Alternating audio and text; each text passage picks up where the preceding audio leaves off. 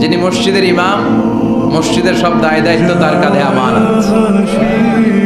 যিনি ঘরের ইমাম, আর রিজালু কাওয়ামুনা আলান নিসা, একটা ঘরের লিডারশিপ দিবে পুরুষেরা, বাবা, ওই বাবার কাঁধে ঘরের প্রত্যেকটা ফ্যামিলি মেম্বারস হচ্ছে আমানত। এলাকার যিনি চেয়ারম্যান, তার পুরো ইউনিয়ন পরিষদ তার কাঁধে আমানত। যিনি member of the parliament, MP, এই পুরো নির্বাচনী আসনে যা যা দায় দায়িত্ব আছে তার কাছে আমানত।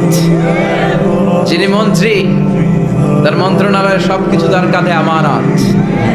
যিনি প্রধানমন্ত্রী, এই 56,000 বর্গ মাইলের প্রতিটা ইঞ্চি তার কাঁধে আমানত। এটা একটা ব্যাপক বিষয়।